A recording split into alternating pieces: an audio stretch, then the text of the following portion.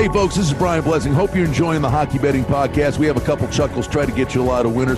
If you like what you're hearing, hit the subscribe button, give us a review, give us a rating. Most importantly, enjoy the hockey and keep coming back to the Hockey Betting Podcast. You're listening to the Hockey Betting Podcast, presented by BetCrisCanada.net. This is the Hockey Betting Preview for Friday, June 19th, 2020. And now, live from Las Vegas, the host of the Hockey Betting Podcast, Brian Blessing.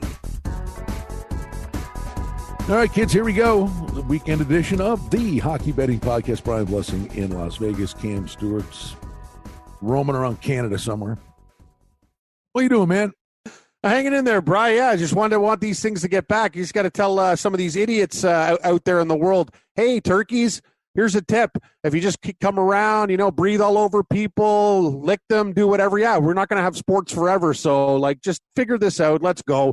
We got to get back to reality here, Brian. But people, I get it. It's times can be tough, but you gotta break through it. We got to show discipline, or else we're not going to have sports for a long time. Well, the only thing that scares me is, at some point, when is Dr. Fauci going to say that there are going to be droplets on the ice? You know what? I'm going to defend Dr. Fauci. Everyone thinks he's a turkey. It's no. He's not a turkey. He's a good. Seems like a nice man. He's the messenger. Don't shoot the messenger. People, you got to listen to this guy. He knows better. Okay, it's not him. It's all the wing baskets. I mean, literally, Cam. Let's get a pitcher of beer and invite Dr. Fauci and play a game of 301 in and out. I mean, the guy's throwing darts with the best of them. Dr. Fauci said that you can have oatmeal with your sausage in the morning. I'll never do it. It's like, what? Everything this guy says is let's see. Hey, Dr. Fauci, what are you going to do today? Well, I think football's done. God. Listen, Brian, they have 13 players on the Longhorns testing positive. The governor wanted 25%, and then he doubles down and goes, yeah, we'll have 50% stadium capacity. You got 24 guys on the Texas Longhorns with coronavirus. Really? I'm going to take a different approach here. You're my pal, and I want to see things go on too, but people are morons. They don't listen. They can't help themselves. They're in the Ozarks getting naked with each other in pools and partying and using the same funnel. It's okay. See, so the Ozark thing's okay, or they're idiots, the Ozark thing. But listen, you're in the middle of, we just reopened stuff. You had all these protests, and the protests are dumb. Or of course there's going to be an uptick in this stuff, right? But when this guy sit here and professes that football's done in a second wave, that's 3 months away. No, we have to at least play. I'm not saying put it on the shelf. I'm just saying be smarter, people. Let's listen. Let's do things so we have sports this year instead of in the next 2 or 3 years. That's all I'm saying. Anyway, buddy, I love you. I'm just telling you. You know how it is. I just think a lot of people just go, "Oh no, it's okay." No, it's not okay. Of course, it's not okay. I don't know. I just think people they just don't want to listen anymore. Oh, my life has been turned upside down for 3 or 4 months. Big deal. What do? You go wear a mask at the grocery store and in public places. Deal with it. Who cares? I like your stick-to-itiveness there, bud. But yeah, everybody's world's been turned upside down. I mean, it ain't pretty. It ain't pretty on any front. It's going to get turned upside down more if you keep on acting like morons, because there will be a second and third wave. That's my point. Your point. Your point is well taken. Yes. There's empirical data that backs up my point. That's the thing. Right? That's the end. Hey, thanks for joining us. I didn't know we were doing a show. Welcome to Dr. Fauci. No. I listen. I've known you. Come on, Brian. What? Me and you are good friends, but this is good. We never argue. I usually just laugh at your bad jokes, and I crack bad jokes. I can debate. See, we can debate anything. We could.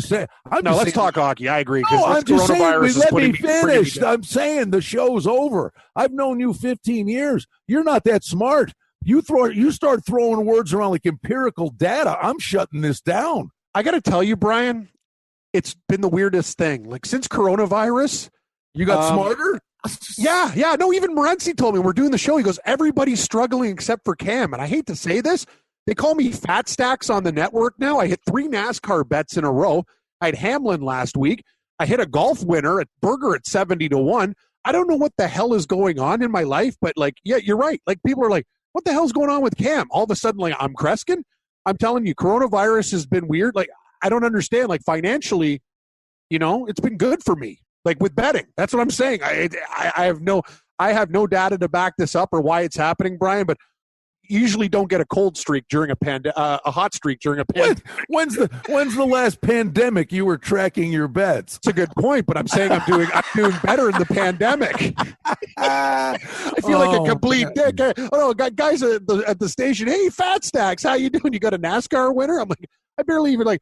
I'm not going to lie to you. I watch NASCAR. It's not my favorite sport, but like, I don't know what's going on, Brian. You said it though. The world is topsy-turvy, upside down. What's black is white.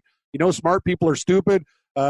Wing bats are getting smarter. Like it's a crazy time in our world, friend. Well, hey, listen, then maybe, just to give a ray of hope, I'll start watching the news every night. It'll be, there's been a spike in 19 states. Buffets have been closed. 2 sports have been canceled. And Cam hit a Premier League game. I did have the under in Sheffield United.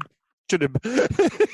Anyway, hey, Brian, but about the buffets, you're right. Like, I got an issue with that. Like, even before COVID-19, like the clowns that we've seen at the buffet, you need a spray guard. You need plexiglass. Oh, by the way, just because it impacts you. And then we'll get on to our listeners. Sorry, folks. You got to choke on this. No, it's a different. There's no games, so Cam is an eating machine. Buffet is quite possibly if you had your 5 favorite words in the English language, buffet would be one of them. Wings, beer, vodka, buffet, bets. Okay, but buffet's in there. The buffets now. Pick 4s. But I would. This would be a pay-per-view event because you go to the buffets, and they serve you at the table.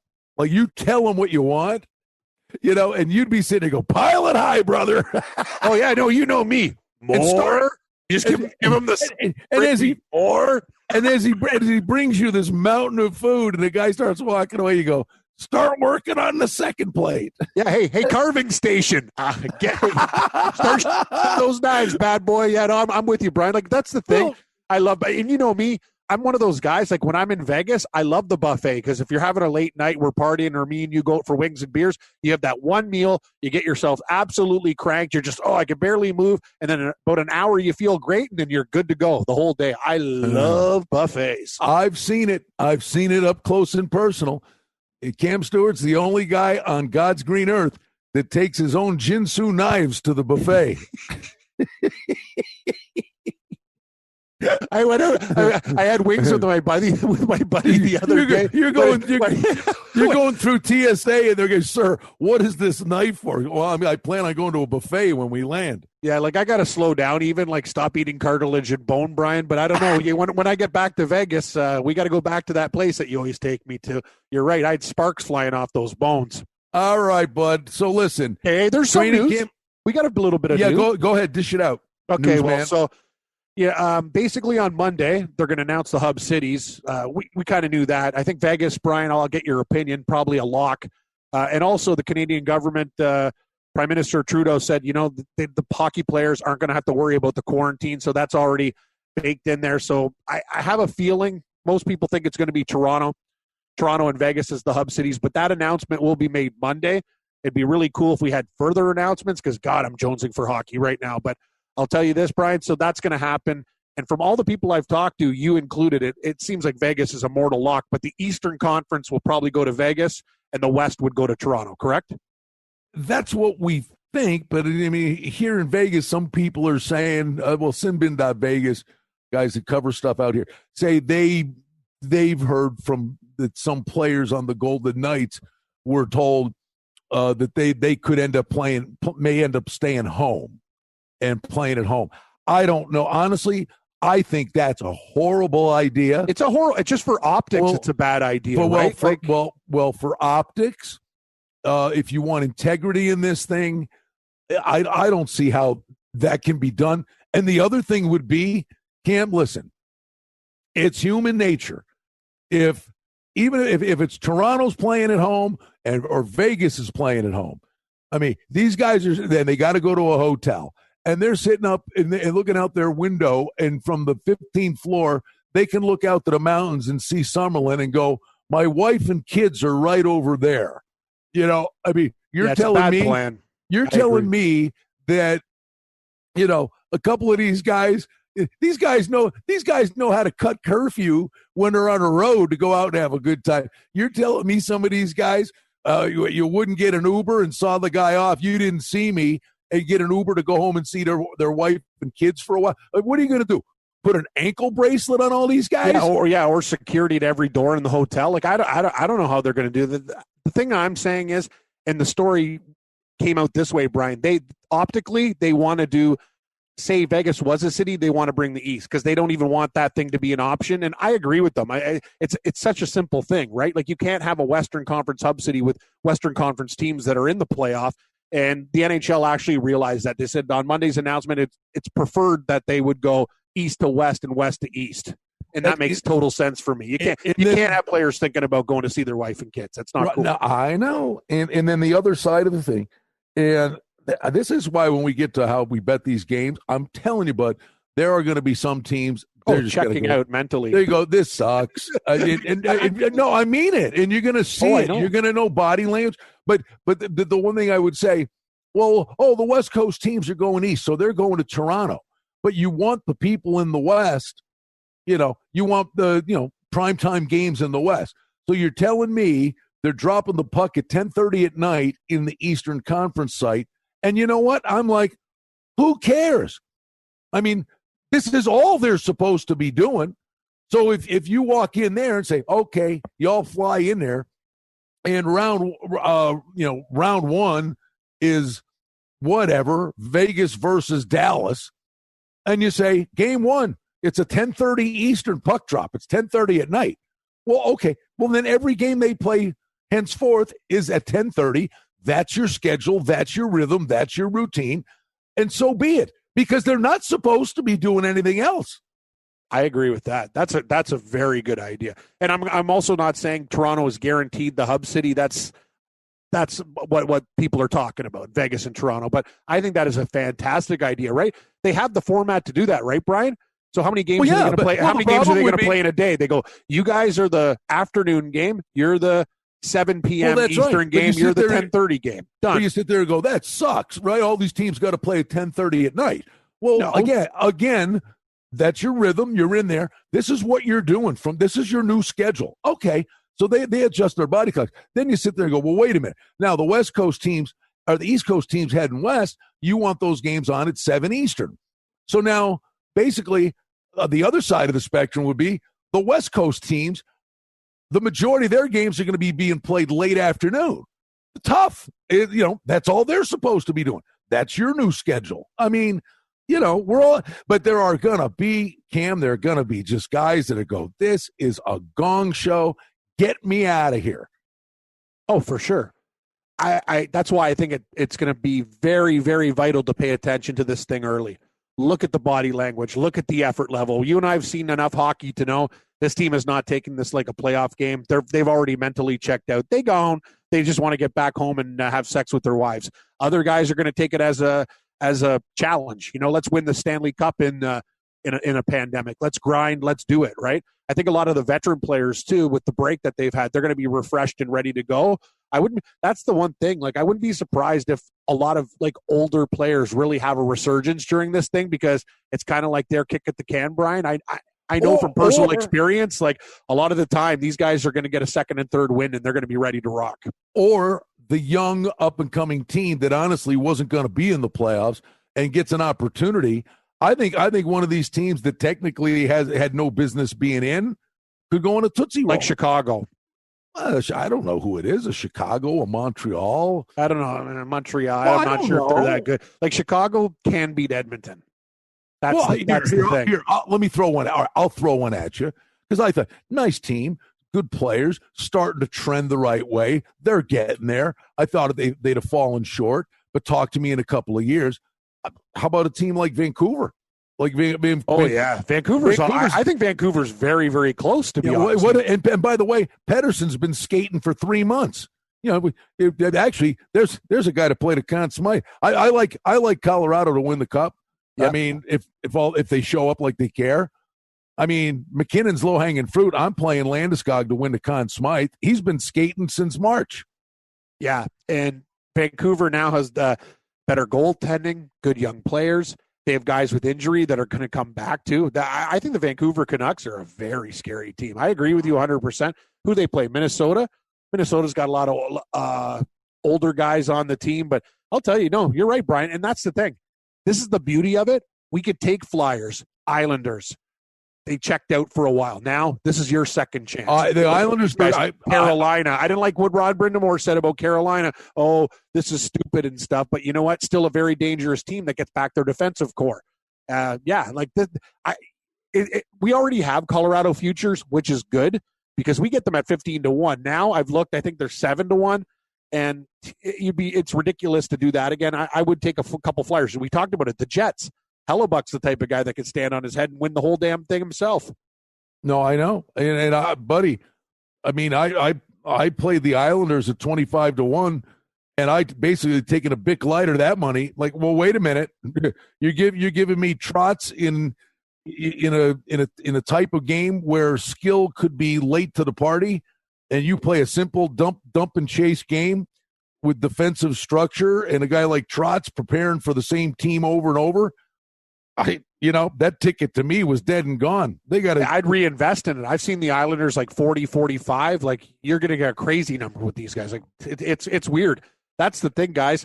If you're out there, like, recheck these lines. Like, some of these none of them should have gone up. I know. No one should have gone up. That's what I'm saying, Brian. But they did. On some sports books, numbers went up. Like, are you kidding me? So we have this format where everything is absolutely insane. We don't know who's in. Mentally, we don't know who thinks this is the stupidest thing. We'll find out. But I'm with you. Like, some of these teams that you look at them and go, why are their odds gone up? Like, it's something to consider, man. I'm going to put up a couple more teams in my portfolio. And there's this other odd dynamic that, in a weird way, team like Vegas is sitting here. Stone, Pacioretty, and Tuck. Those guys were all hurt, right? Yep. Columbus had Jones, but guys that were hurt, because they were hurt, those guys have been on the ice. They've been allowed to be on the ice. Yep. Like a guy, like if Vegas is going to win the Conn Smythe, I mean, you take a little shot with a Pacioretty or a Stone to win the Conn Smythe because they've been on the ice because they were rehabbing from injury. They're doing this idiot stuff where they're on the ice and they're just getting back. But they showed Stone circling around, just doing a stick handling drill. I'm like, yeah, that guy just didn't get back on the ice for the first time in months. It's like, okay. No, I'm with you. I think there's a lot of variables in this thing, and this is the time, Brian. It's like we talk about when we do our golf podcast and betting show. You got to sprinkle on a few more guys because this is the type of tournament that you want to have. And it might put a little bit of a dent in the bankroll, but there's so many things that can happen. And I love what you said about Landeskog. A lot of these guys. Sweden, they're already ahead of the game, some of these Euros, right? They've been working their buns off for months and months and months, while other guys might be up in Muskoka, getting wasted late and, tapping into the keg. Oh, by the way, breaking news. This just happened. Yes. Let me see. The Sabres just fired the security guard at the loading dock at the back entrance to the KeyBank Center. Knock, knock. Who's there? Hey, Kim Pagula. Like, yeah. No, the Sabres joke is knock, knock, who's left? Yeah, knock, knock, who's left? Pagula's. I'm going to tell you something. Hey, you can do what you want with Botterill. They were 25th, didn't make the playoffs in 3 years. It's not all his fault. You know that. They dumped some salaries and some deals, but God, Pagula, you promised this guy you weren't going to do anything, and then you chop his head off there. That is so amateur night. The Buffalo Sabres franchise has so much bad karma, man. It's unbelievable. I think Botterill deserved better than that, Brian. Well, they lied to him. That's all I'm saying. It's like, don't tell a guy he's safe and then get rid of him. Well, what happened was the draft, if it was in June, the minute the draft said, well, it's at the end of the year, they're like, we're doing it. But the crazy thing is, buddy, other teams are looking at what they did. yes, quote unquote, laughing stock by many, but other teams are sitting there going, we're bleeding money.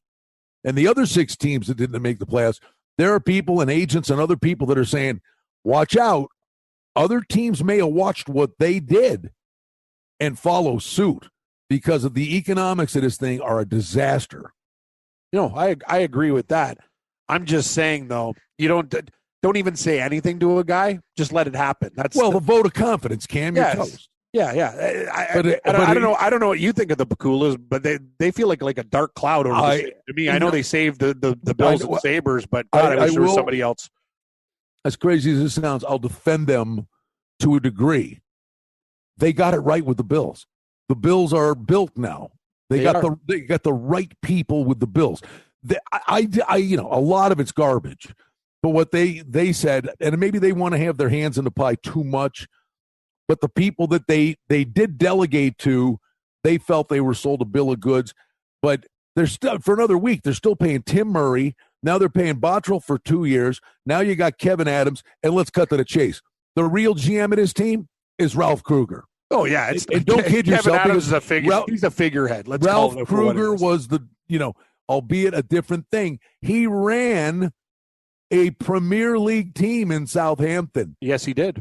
So, Kruger's the coach for now, will transition at some point into being the guy that's running this thing. But right now, the GM thing is a two-headed monster. As for Bottrell, let's cut to the chase, Cam. I thought it was a good hire. A lot of people around the league were talking about this guy, to this guy. Nightmare, Cam. He played a hand of poker on the Evander Kane deal, waited too long, didn't get a good enough return for that. The train wreck that was the Ryan O'Reilly trade. Oh, yeah. Then he goes and picks up Frolik at the trade deadline, a guy that can't, he needs double runners out there, and he's making $4.5 million. They have overage on the cap that go into next year for the garbage he picked up. And then the straw that broke the camel, the straw that broke the camel's back was the Skinner contract, but he won't take blame for that. That was ownership. Yeah, I think ownership jammed that down his throat. But he let Lawrence Pilot go to the KHL for nothing when they could have played him last year. Bogosian never should have been on the ice. Yep. And then they stagnate this kid's development, then terminate Bogosian's contract anyway. That was a disaster. And then, of course, say what you got to say, but it was only 10 days ago, Jack Eichel comes out and how pissed and frustrated and all this, and they're like, we can't lose this kid. But the problem is, now you put that kid into this play, he's a coach and a GM killer. Man, you brought up some really good points there. You're right. Like, this guy's decision-making, and that's the thing. When the Bogosian thing, that should never happen. You have a young player that you could actually develop. You screw that deal up. On top of it, Bogosian said he wanted out. Yeah. He said he wanted out, and then they terminated him. Well, you could have been playing the other kid, and you wouldn't have lost him. Did he pick up Scandella, too? No. That was another great one. He traded Scandella for a 4th-round pick to Montreal, who a month later turns around and gets a second and something else. Exactly. So you can't sit here and say Bottrell was sitting there lighting it on fire. It's funny, though. Like, isn't it amazing the hype that goes into something, too? Like, the next guy. Like, what a genius and stuff. Oh, he's going to be amazing. Until you get the gig. Literally, honest to God, his voicemail or when they call the offices, like if the person calling in is put on hold, the music, it should be the Jaws music playing on a, go ahead, do it. Go ahead, do the Jaws theme. Hi, Kevin Adams. Hi. Hi, this is George McPhee. How you doing? Look, I'll give you Alex Tuck and a case of beer for Jack Eichel. Sold. These GMs are gonna like this guy. Yeah, they butchered that Evander Kane. So you're right. This it's actually a road of misery when you think about that. But hey, at least on Monday. And then the other one. Yep. And then the other one. They didn't know that Pilot was thinking about leaving. How do you not know that? And on top of it, then they were playing it. Going to be in Montreal the night it ended. If they'd have beat Montreal, they'd have been in. Montreal have been out. But Carter Hutton went on an 0-12 streak when they were in first place. And then after the fact, at the season's end, Carter Hutton goes, my left eye was moving slower than my right eye. and then they fixed it, and I was good. But in the meantime, the guy went 0-12. Exactly. You might want to have a cliff. Like, who's the team doctor? Dr. Magoo? I know. Jeez, Andy Cap and Mr. Magoo. I don't know what these. You're a goaltender with an eye problem.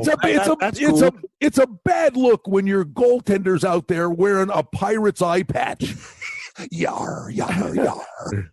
I saw it, matey. Hey, it is a saber, right? You got the pirate swords there too. It all comes together there, Brian. Unbelievable. Yeah, Hutton after the. Yeah, I was having a hard time tracking the puck. Oh, yeah, Jesus. Yeah, minor detail if you're. I got 1.5 eyes. Thanks.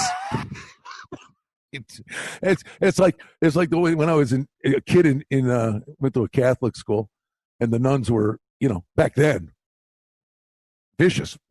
Oh yeah, for sure. And glad, and you know what? I'm glad because you learned a lot. But I'll never forget I never thought of it this way. Carter Hutton could have been the Monsignor in my parish. The one day we're sitting in like the second pew in church, me and my buddies, and the Monsignor's like giving the sermon, and he's looking over the other side of church, and we're poking each other or clowning around or doing whatever. No big deal. Next morning, you go to the principal's office, and like that was bad news. The principal, the nun, was like the penguin in the Blues Brothers. Yeah, I mean, she had the yardstick. Like, get ready. Oh yeah. So we walk in, and we're like, what the hell? What do we do? Well, here the Monsignor was looking to the other side of the church, giving the sermon, but we forgot the guy was the most cross-eyed guy on the planet. His head was aiming one way, but he was looking at us. And I'm like, Carter Hutton. We're such dicks. That's utterly impressive to be able to turn a life-changing, scalding moment with a Monsignor and come up with the Carter Utton analogy, though. Kids today don't even know what's going on. Like back at even in my day, like we used to go to the principal's office, he'd whip out the ruler and do that. You try that on a kid today, you're in jail. It was great sport. Producer Mike, he's off. There they go. No, we're good. No, we talked a lot of hockey today in Pennsylvania. Yes. Okay, it's a two-pronged story.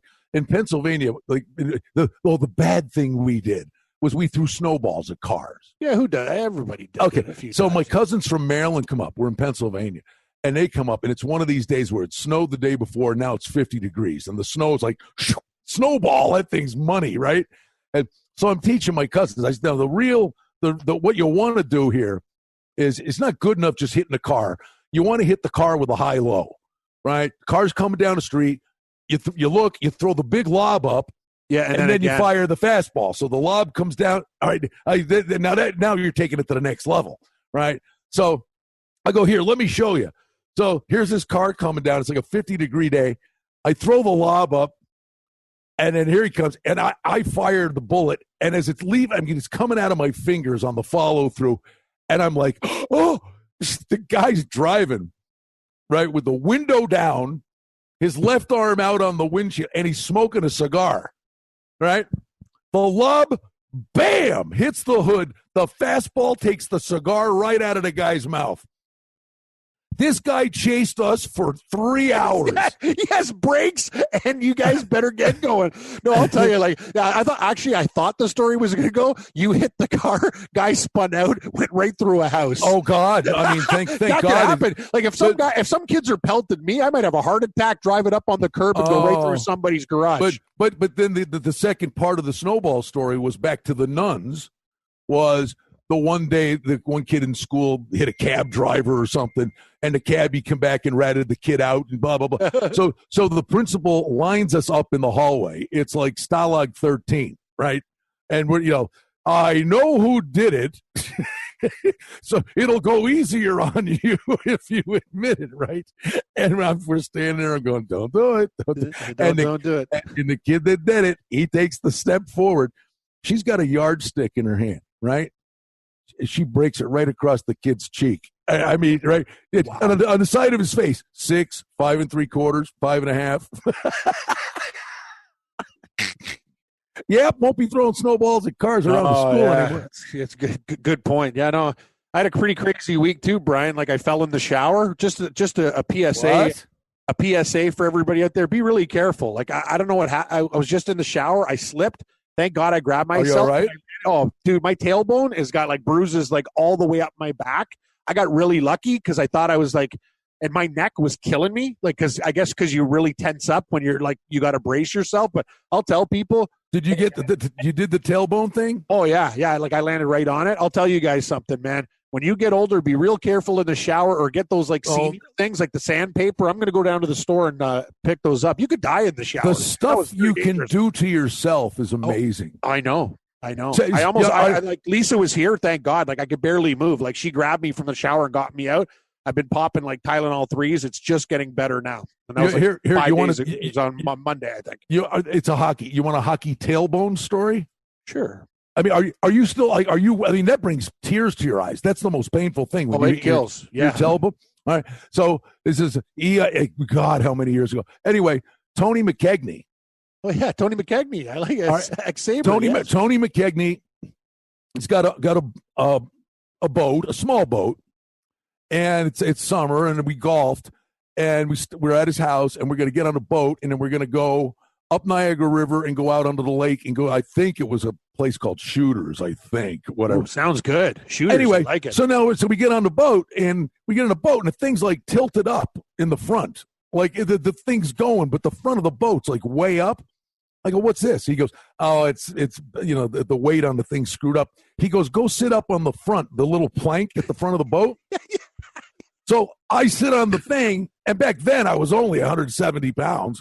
But anyway, sit on the thing and you bring the thing down. I go, okay. So we're sitting there. Now we're going up Niagara River and we're coming up to the Peace Bridge. Well, let me tell you something. Lake Erie dumps into that river under the Peace Bridge. The currents are insane, right? Anyway, he hits some wave or something and the front of the boat goes up.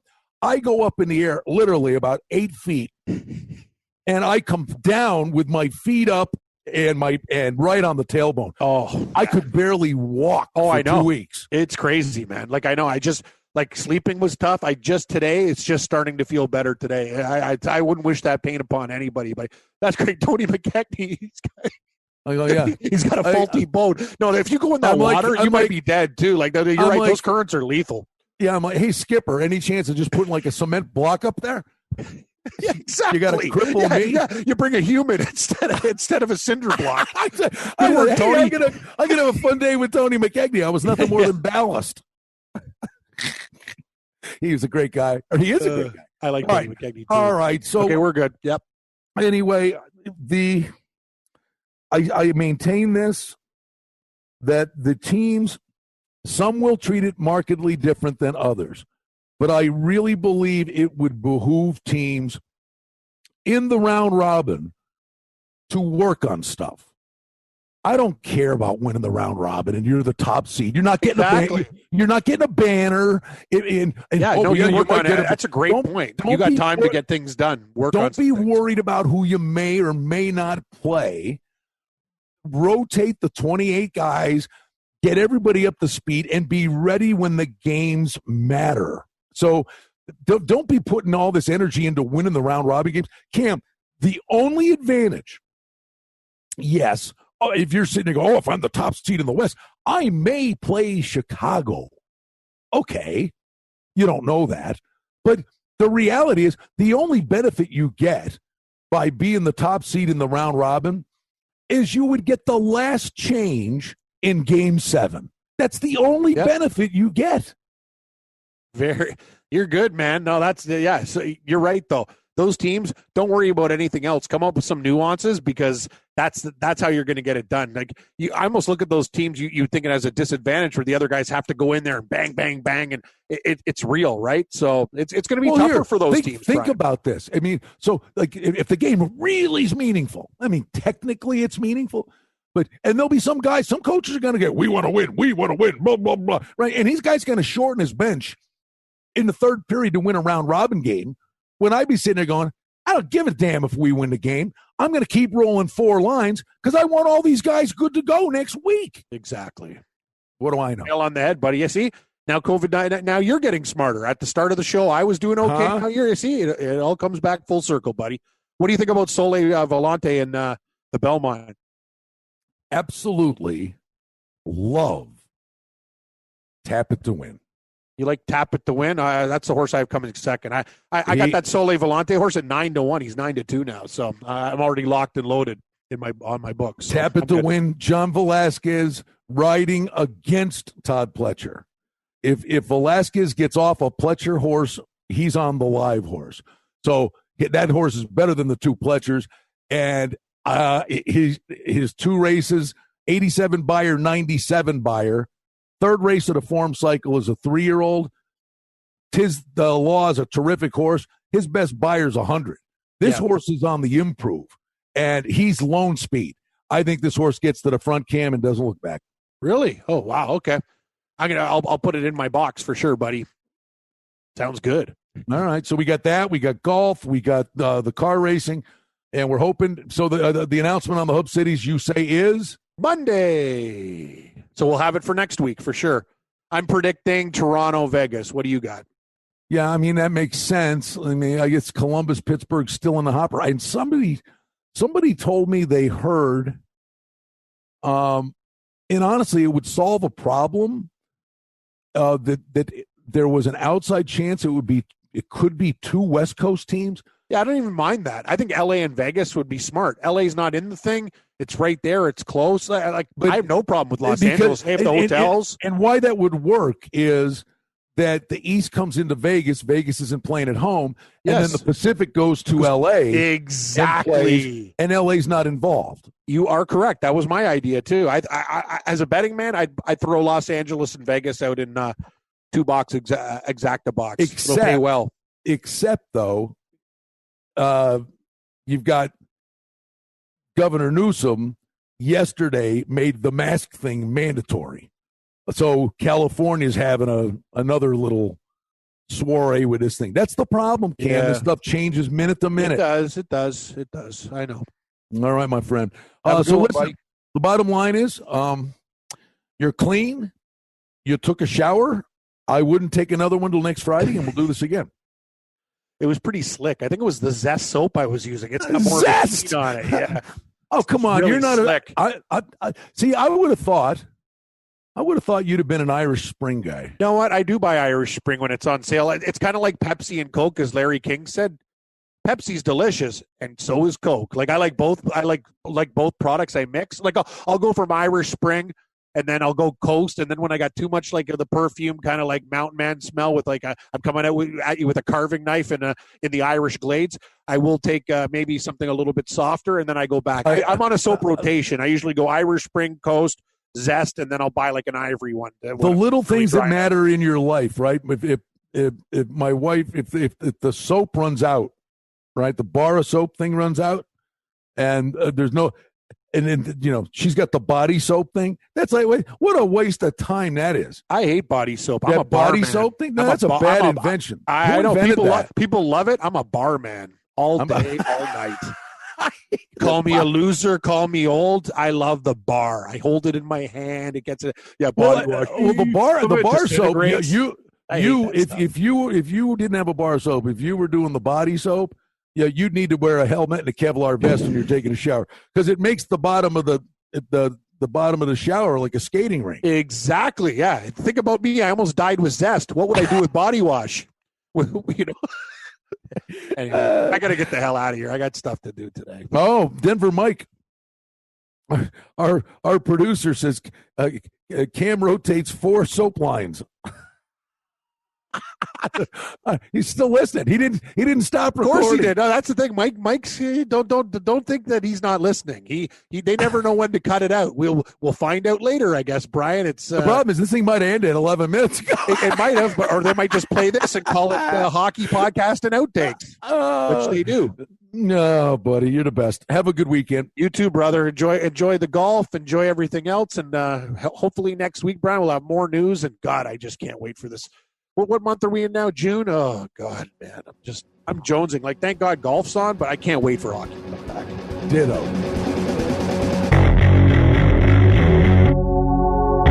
Hey, folks, this is Brian Blessing. Hope you're enjoying the Hockey Betting Podcast. We have a couple chuckles, try to get you a lot of winners. Hey, we hope you like what you're hearing. And if you do, hit the subscribe button and give us a review, give us a rating. Most importantly, enjoy the hockey and keep coming back to the Hockey Betting Podcast. The handicapping and sports odds information contained on this podcast is for entertainment purposes only. Please confirm the wagering regulations in your jurisdiction as they vary from state to state, province to province, and country to country. Using this information to contravene any law or statute is prohibited. The podcast is not associated with, nor is it endorsed by any professional or collegiate league, association, or team. This podcast does not target and is not intended for an audience under the age of 18. If you think that you have a gambling addiction, stop this podcast now and please seek help. Gambling and betting on sports is a form of entertainment and should be about having a good time. But when done excessively, it may negatively affect other areas of a person's life, such as their physical and mental health, school or work performance, finances, and or interpersonal relationships. At BetCrisCanada.net and the Hockey Betting Podcast, we're concerned about the addiction that gambling may cause, and for this reason, we encourage everyone to practice responsible gambling, an approach to gambling that helps you ensure that it remains an enjoyable activity. Here are the main principles of responsible gambling. Don't think of gambling as a way to make money. Always gamble with money that you can afford to lose. Set limits and stick to them. Never chase losses. Don't gamble when you're depressed or upset, and create a healthy balance. Always be aware of how much time you spend gambling or thinking about gambling. And do not allow gambling to cause you to miss out on time with family and friends or time spent on other activities you enjoy. By following these guidelines, gambling can be a good time and great entertainment. If you feel at any time that your gambling is taking away from important areas of your life, is causing you stress or depression, or is leading to financial losses that are beyond your control, please reach out for help. Learn more at responsiblegambling.org.